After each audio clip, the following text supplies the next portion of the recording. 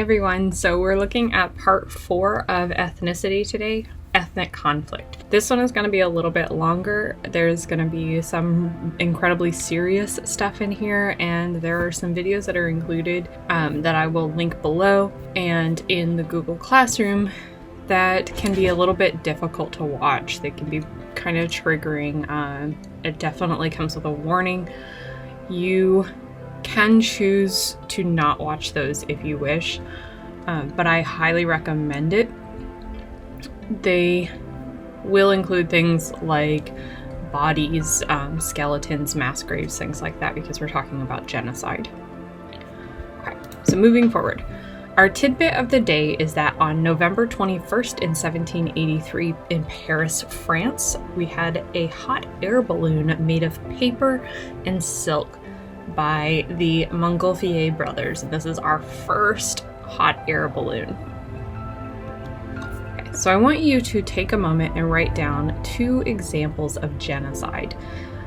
There's one that most of us tend to think of, but it is by no stretch the only one that exists, and there are much more recent ones that have occurred or are ongoing. Your objective for the day is to explain the motivation and effects of ethnic conflict.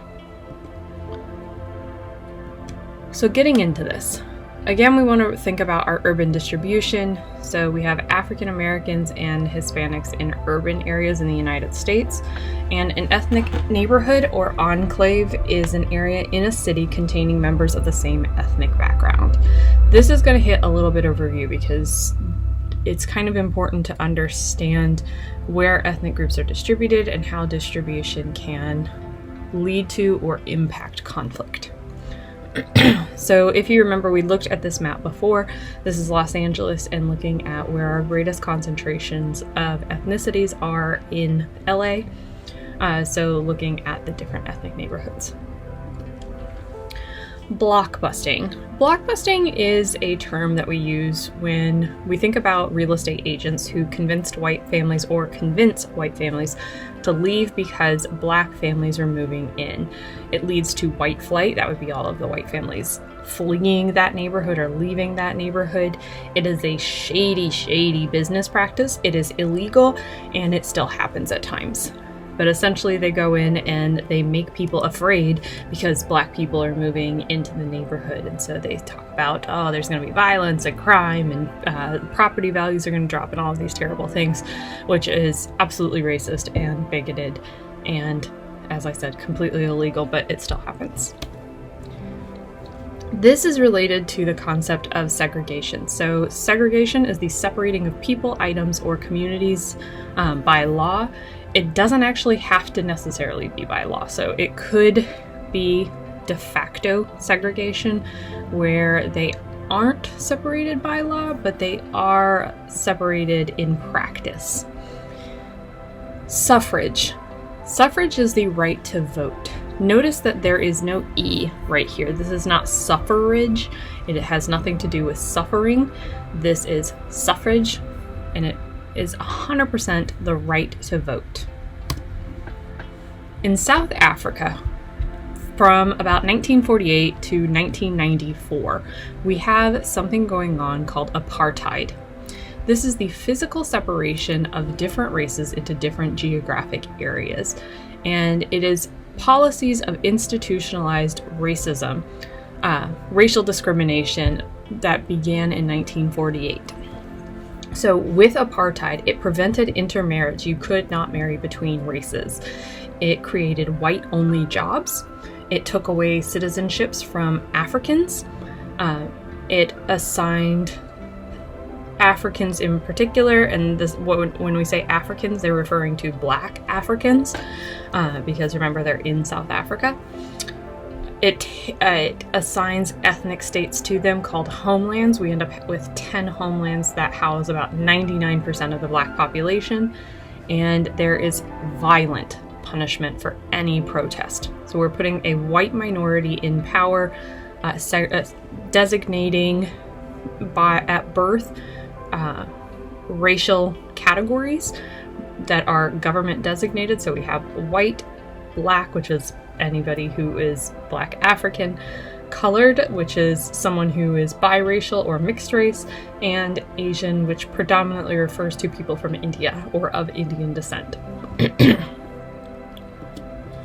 So I want you to take a moment and write in your notes, so discuss in your notes, what are some ways that the legacy of segregation and apartheid still affect the world today? So apartheid, we particularly think of South Africa. Segregation, we've seen it in many places, but we often think about it in the United States. So think about how those things have carried on and how they still affect the world today. Take a minute, pause here, and write some stuff down in your notes. Maybe talk to your classmates or your parents.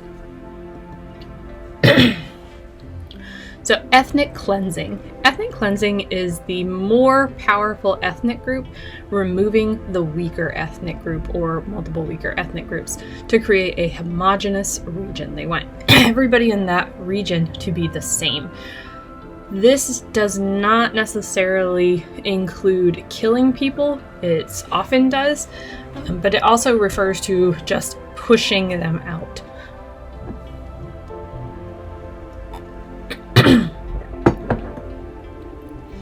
Xenophobia is fear of foreigners. This is often projects in racial discrimination or ethnic discrimination, but xeno meaning foreign, phobia meaning fear. Self-determination is the process where a people create their own country and constitution. They determine or govern themselves. A nation-state is a country with a dominant ethnicity that has been turned into a nationality. So essentially everybody of a particular ethnic group basically everybody in a nation is made up of a particular ethnic group. So we see places like Denmark, Japan, Germany. It's not every single person, but it's far and away most people. So when they talk about a nation state, that's what that means. Most people are of that one shared ethnic group.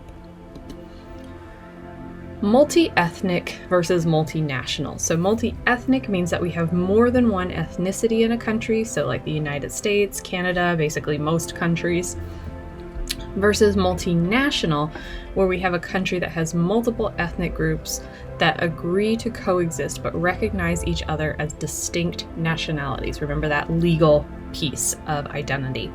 So this is places like Belgium, Bosnia and Herzegovina, Spain, Sri Lanka, South Africa, the United Kingdom, and Russia. We have different nations within those countries.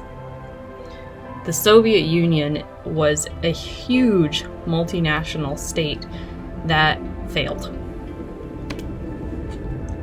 So I want you to take a moment, and again, write down in your notes, pause it here. What are some countries that are multi-ethnic? Think about what I just said and then maybe add a few. And same thing for the second one, what are some countries that are multinational? Think about what was there, but add some onto it. Okay, so the Balkans. The Balkan Peninsula is this peninsula right on the edge of Europe that crosses over into the European continent to the Asian continent. And it includes countries like Croatia, Bosnia and Herzegovina, Serbia, Montenegro, Bulgaria, Macedonia, Albania, Greece. And it has been the place of a lot of turmoil over the years. If you are familiar with your history at all, this is essentially where, right here, the spark for World War I starts. It has a lot to do ultimately with World War II. There's been a lot of other major conflicts there. So Yugoslavia. You may or may not at this point have heard of Yugoslavia. It hasn't been around for quite a while, but after World War I, Western Europe creates this one state, Yugoslavia. And it includes all of these countries right here. So Slovenia, Croatia, Bosnia-Herzegovina, Serbia, Macedonia. It is ruled by a man by the name of Josip Broz Tito, and he ruled it as a communist nation from 1953 all the way until 1980. And that's him down here. But we got some problems. So it contains a whole bunch of different ethnic groups. The Balkan Peninsula is incredibly diverse ethnically. So we have the Croats, the Macedonians, the Montenegrins, the Serbs, and the Slovenes. In Bosnia-Herzegovina, we have a mix of Serbs, Croats, and Bosnian Muslims. Very, very, very diverse. And they're all shoved into now one country and don't necessarily want to be ruled by everyone else. Think of that idea of self-determination. So we see here a map based on the 1981 census of different ethnic groups. And you can see all the different colorings for the ethnic groups here, where there are boundaries, where we have autonomous zones, which basically govern themselves, where we have republic boundaries, where there's no clear ethnic majority. But we see a lot of variation, a lot of people in shared spaces or the same space. And it's going to lead to a lot of issues. So after Tito dies, there are some ethnic tensions. He actually held it together fairly well for a while, but there's some huge problems once he dies. In 1992, we have something called the Bosnian Genocide. So we have 8,000 people dead at least. We have another 30,000 who are forced to migrate. This is a targeting of ethnic Bosnian Muslims. We're looking at white Muslims predominantly in this region, and they are different than basically everybody else ethnically, and targeted, persecuted for that reason. So this is not going to end until international economic pressure stops it. So basically they keep putting all this economic pressure, denying them supplies, denying them all kinds of monetary help, and that eventually will end this issue. So Balkanization, and this directly comes from the term the Balkan Peninsula and what happened with it. This is when a state breaks down because of internal ethnic conflict. And you know that if they named something like this after your region, it's not very good. This happens because the Balkan Peninsula is a cultural shatterbelt. So the place is a shatterbelt, but the process is Balkanization. So this is a politically unstable region where differing cultural elements come into contact and conflict. And again, we look at the way that the populations are dispersed throughout here. So we see clusters all throughout. We see a lot of overlap, a lot of potential for conflict. And notice on the side up in the corner here that we have a pie chart that breaks down the percentages of the population by ethnic group. So genocide. Ethnic cleansing is where we are removing a group of people, a weaker ethnic group, by the stronger ethnic group. Doesn't necessarily include killing. Genocide is the mass killing of a group of people to eliminate them from existence. We are probably most familiar with this in terms of the Holocaust. However, again, this is not the only example. It is a huge example. It's incredibly important, but it's not the only one, and it's certainly not the most recent one. So this video, this is the primary one that I was talking about. I'm not going to show it in here, but I will link it below, and please consider watching it. You might want to watch it with a parent, but just so you're aware, there is a lot of graphic stuff in here. This is about genocide. This is an actual news story done by CNN back in the 90s, and it's very, very powerful, very difficult to watch.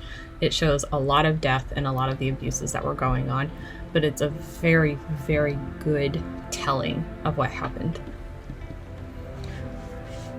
So after you watch that, take a moment to discuss in your notes. I want you to think about what you saw with Bosnia and Kosovo in the video, and how does this reflect ethnic conflict? Don't just sit there and say it's genocide. Watch it. Talk about it. Put some thought into that response. Okay.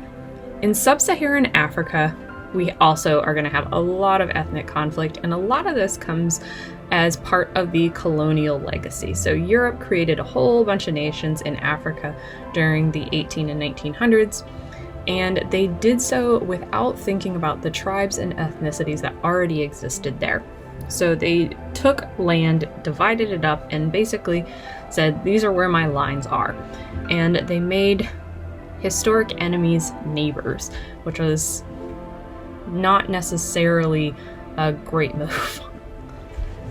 In Sudan, we have a part of it that's actually now a separate country called South Sudan, and not very long ago, this is a fairly recent change, that we have a separate country, but not very long ago it was all Sudan, and what we see is that we have Christians and animists resisting a Muslim government. We have 1.9 million people dead. In 2011, they want to become an independent country, and they do, and now they are in civil war. So even though we have a separate country, we don't have a stable or peaceful country. So Darfur is this region right over here in Sudan, right on the west side. We have two non-Arab rebel groups based in the Darfur region because the government is not providing for the minority. The government has funded and armed militia attacks on Darfur citizens, and we have resulted in 480,000 dead and another 2.8 million refugees. And remember, we want to think about where refugees go, and most often it's somewhere pretty close by. Another genocide that you may have heard of is the Rwandan genocide. This happens in 1994, and it occurs between two groups known as the Hutus and the Tutsis. So the Hutus are farmers, the Tutsis are herders. In 1994, Rwanda has a Hutu president who is murdered. In retaliation, the Hutus start murdering the Tutsis.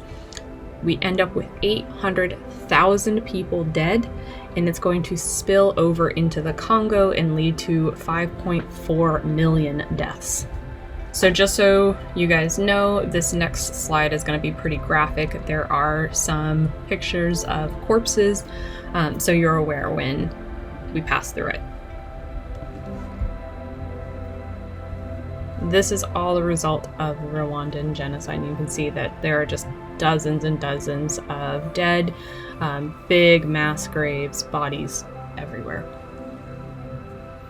So again, I'm going to link this video in the description.